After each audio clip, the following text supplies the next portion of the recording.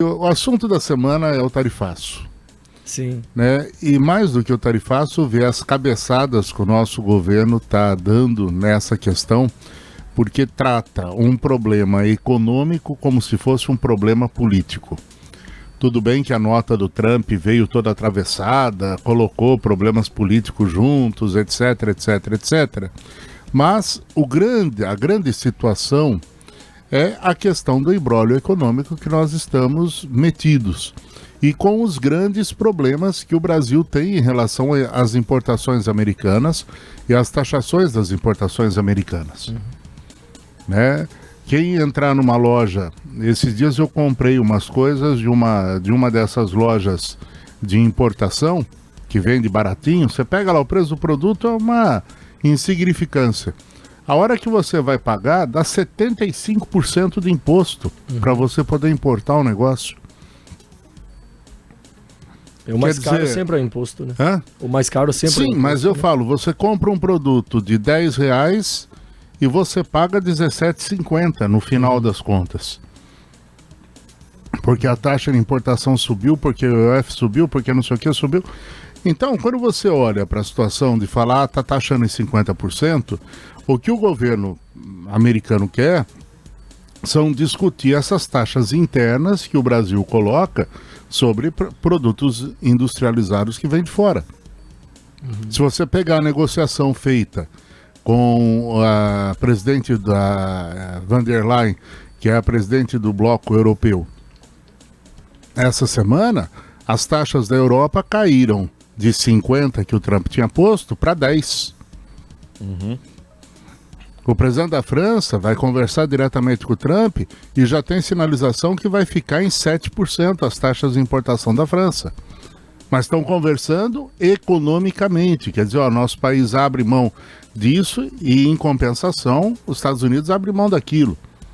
A Argentina fez um projeto, a partir de 1º de janeiro está zerada todas as taxas de importação para a Argentina e a Argentina está zerando as taxas de importação dos Estados Unidos.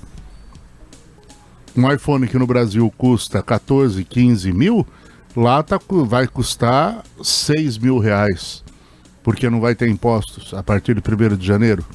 Quer dizer, quando você olha para isso, você vê falta tato diplomático, falta tato econômico, falta um planejamento social para isso. Mas o Brasil quer arrecadar mais para poder gastar mais, mal gastado como gasta, e aí fica colocando em outras situações.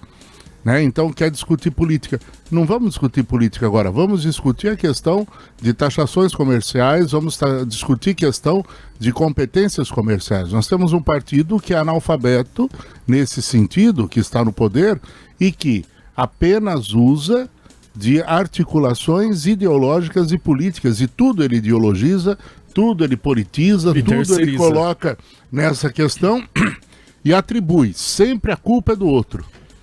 Você não vê esse governo ser culpado por nada. Ou a culpa é da natureza.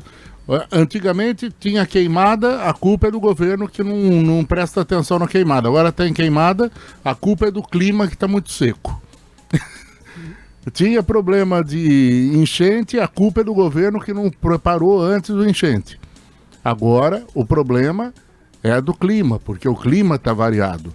E quanto mais imposto, né, padre? É a mesma situação do indivíduo que não sabe gastar. Quanto mais ele ganha, mais ele gasta. Esse indivíduo, né? Ele não sabe se organizar.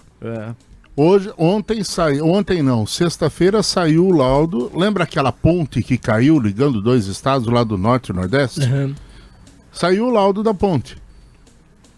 Essa ponte em 2020 foi feito um laudo de que precisava de reforma.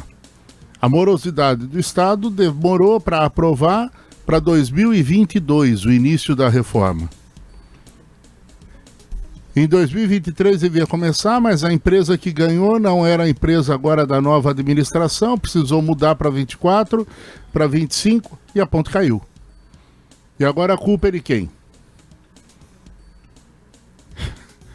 Entende? Quer dizer, é o tipo de coisa que a gente vê e percebe que é um Estado falido nosso, porque ele não tem as iniciativas que precisam ser tomadas rapidamente.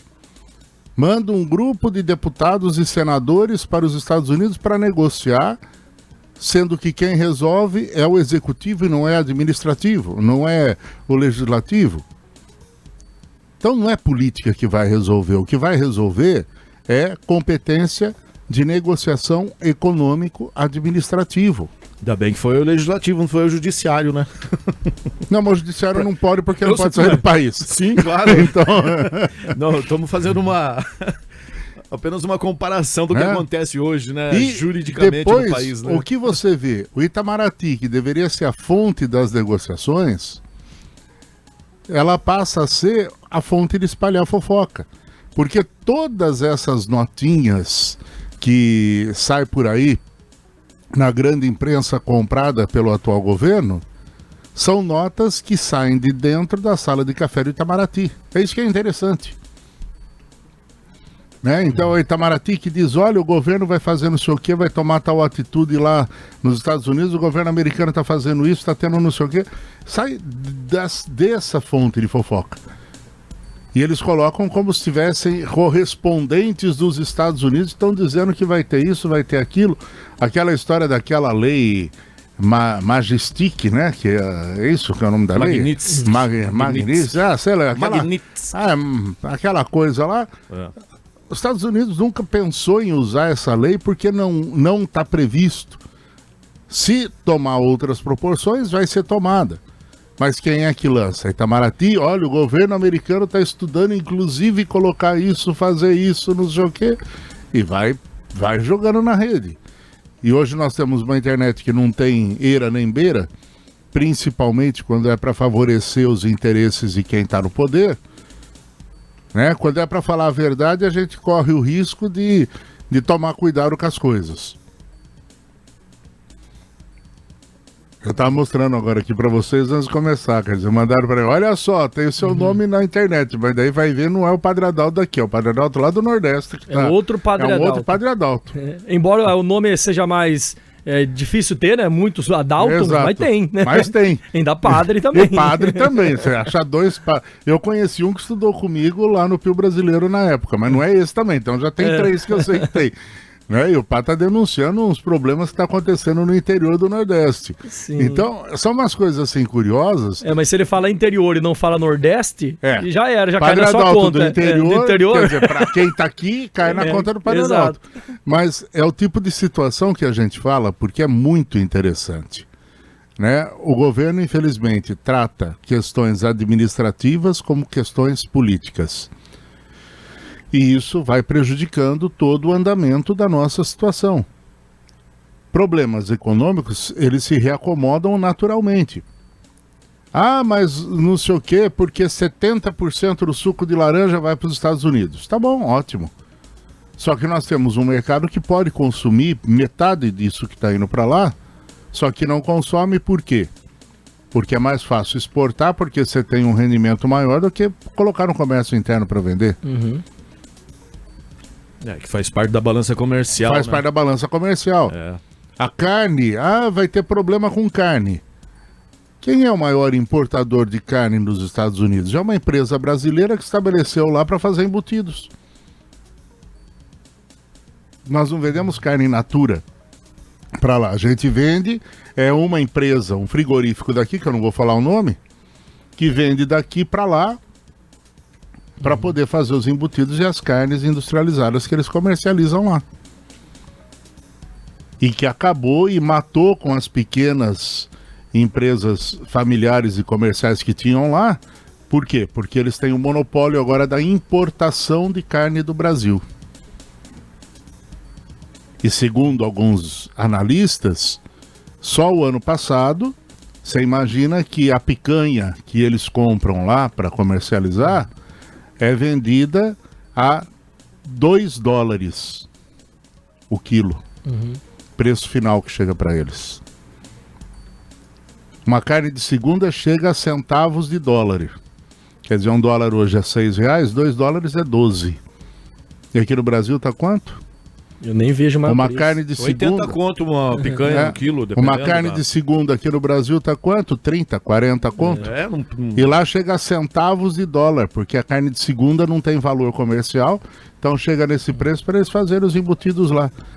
Mas só a empresa brasileira que importa do Brasil. É a mesma que tem o frigorífico aqui, tem lá, que é um frigorífico famoso aqui, daqueles mesmos que denunciaram... Começa com J, né? Daqueles mesmos que denunciaram na época do escândalo que levou o ex-presidente para ser condenado, pagaram os indultos todos para a justiça, porque roubaram, mas agora está livre porque... não falou-se mais nada disso, né? Acabou. E enquanto isso, os problemas técnicos, sociais do Brasil estão todos jogados debaixo do tapete. Quem é que está falando de INSS? Do desvio que teve do aposentado? Quem é que está falando das outras situações? Então, são pontos que, infelizmente, eu não sei onde nós vamos chegar, né? Eu não gosto de ficar comentando dessa forma, porque dá a entender que você entra na onda, mas não é onda, porque quando você olha... Ou tá fazendo apologia, né? Não, mas quando você olha o que aconteceu na Venezuela, quando você olha como começou o processo de Cuba, são exatamente da mesma forma. Né? Você provoca, o que pode mais faz, baixa uma sanção econômica severa, aí a culpa é de quem pôs a sanção econômica e não de quem provocou a situação. E daí, para degringolar a situação, não vai... Para ter uma noção, né? Rússia renegociou as taxas da Rússia de importações a 10%. Era 7% e subiu para 10%. A própria China também fez um acordo recente aí, eu estava vendo 10%. Hoje. A própria China, Rússia, países considerados... Né, que Trump tinha dito que ia ser 150%. 10%. Porque negociou baseado em quê? Em problemas econômicos e sociais. Vamos regular a nossa importação, vamos regular a nossa maneira de ser. E quem pega, por exemplo, Rússia e China...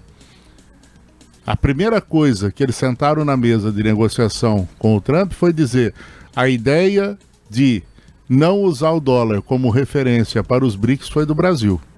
E quem defendeu foi o Brasil, não fomos nós. Tudo isso irritou, né? O Trump, então, você pega uma situação dessa e como você vê, né? E como nós estamos chegando. E vai chegar até o fim da semana, o que nós vamos escutar por aí afora, eu não sei. Mas...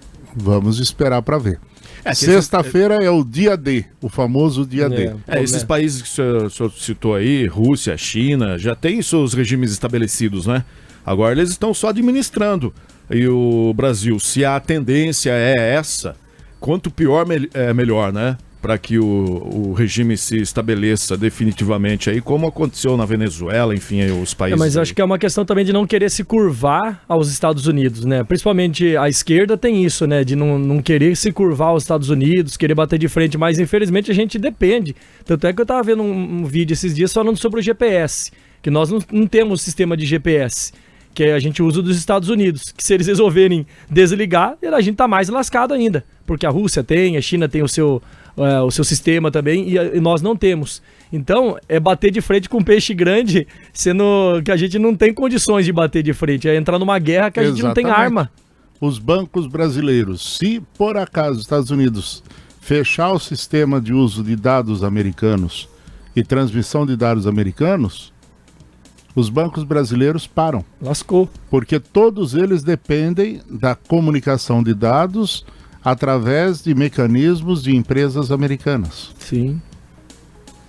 E também é interessante, até mesmo para a China, né, essa instabilidade diplomática, né, entre Brasil e Estados Unidos. Por quê?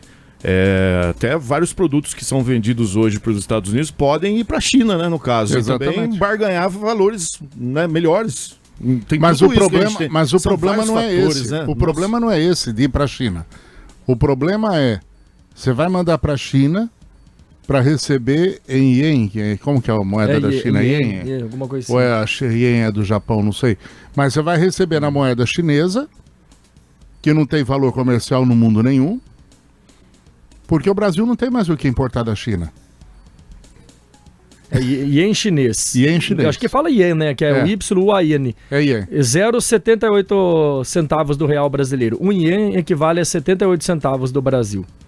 Você quase vai exportar para lá e vai receber numa moeda que não tem valor comercial. Exato. E o dólar vale 6. Não, entende Olha a só situação? Quer dizer, vender para outro nós temos como, mas o problema não está para quem vender. Para quem vender, se você falar que vai vender no Brasil, o mercado brasileiro assume e compra. O grande problema é, eu vou vender para quem e vou comprar o que em troca. O que eu compro, o problema nosso está, o que eu compro dos Estados Unidos, eu vou comprar de quem? Ninguém tem. Alguns países têm mesmo determinados produtos que são exclusivos, né? Entende? A dependência tecnológica chegou a tal ponto que não tem. Então se não é ficar, se o bicho curvar, pega, se correr, o bicho é corre. reconhecer a situação. Nós temos que negociar para mostrar, nós temos a nossa força, olha, negociamos e a C50 era 10 e a C50 vai ser 15. Ótimo, ganhamos menos 35%. Mas negociamos e mostramos que nós temos nossa palavra. Agora, não é isso que está em jogo. Se ele taxar em 50, nós vamos taxar em 100. É a resposta do nosso governo. Sim, que até o Francisco comentou aqui, bem na hora que o senhor comentou sobre isso. Ó, como o presidente falou, se o Trump estiver trucando, mentindo, né, sobre a taxa, será que pode aumentar mais a taxa se ele se sentir ofendido? E o presidente disse que vai tacar 6. É 6, 12... Não, mas entendeu? Quer dizer, se o Brasil vai cobrar 100 dos produtos americanos, quem é que vai pagar? A população brasileira, porque a indústria, para se desenvolver, depende da importação de insumos e máquinas. Como a taxa de 50% também desfavorece, não que desfavorece, mas aplica também nos americanos, só que o poder de compra deles é bem maior do que o nosso. E é diferente. Sim. Em produtos que, para eles, se eles tirarem o suco de laranja da mesa, não tem mais suco de laranja, tudo bem, mas eu tomo água, tomo um outro suco qualquer. Entende? Agora, não tem mais máquina para indústria, não tem mais máquina para agricultura, porque não dá para comprar. Menos dólar na economia, dólar vai lá para cima, a inflação estoura junto. Isso daí foi falado na quinta-feira, né, Jean? Com o Jorge Elias, economista. Ele explicou, inclusive, quem perdeu o programa está disponível no Face da Raiz, né? Não, e o grande problema que eu vejo é justamente isso. Quem acompanhou esse encontro de economistas que nós tivemos aqui em São Paulo esse final de semana, todos eles colocaram exatamente isso. Né? Se você negociar os 50% que caia para 20%, nós estamos no lucro. Se ficar nos 50%, dá para se virar. O grande problema é se o governo continuar agindo com essa mentalidade tupiniquim, apenas e tão somente ideológica e política, aí nós vamos entrar numa fria muito grande. É só ficar quietinho, que acho que daí talvez o Trump repensa. Fala, tá bom, ele ficou quietinho, deu um susto nele, vamos voltar ao normal. Mas se continuar querer bater de frente... alguma coisa, né? Vamos aguardar a cena dos próximos capítulos. Lembrando que é sexta-feira, dia 1º, né? Sexta-feira, dia 1º. É pra já começar o final de semana daquele jeito, né? Daquele jeito. O Trump é meticuloso mesmo, né? Ele podia começar na segunda, né? Por que tem que começar na sexta? Mas até que foi bonzinho, que ele deu quase um mês de prazo, aí pra tentarem mexer. Não, mas é que ele pensou assim, o Brasil, o Senado, o Congresso, o governo só trabalha de quarta e quinta. Que segunda, eles estão voltando. Terça eles estão descansando, quarta e quinta eles trabalham, quinta à tarde eles já saem para passear de novo, pro final de semana. Mas agora tá em recesso, né? Então, se eu puser na sexta, eu não vou pegar ninguém, eu vou pegar todo mundo em trânsito nos aviões, e daí fica. Então, o grande problema nosso dessa semana, tudo vai se voltar para isso. Desculpa a expressão chover no molhado, mas infelizmente a nossa situação deste ano, desta semana, é essa. O começo do mês de agosto, que vai começar com muitas novidades por aí, e a gente tem que estar atento para o que vem pela frente. Por isso vamos rezar. Eu acho que só rezando mesmo. E muito. E muito. Reza braba. Né? Valeu, padre. Obrigado certo. por estar com a gente, mesmo vindo lá de Santa Bárbara, com essa chuva que o senhor pegou no caminho, né? Esteve presente aqui para poder Mas tá aí.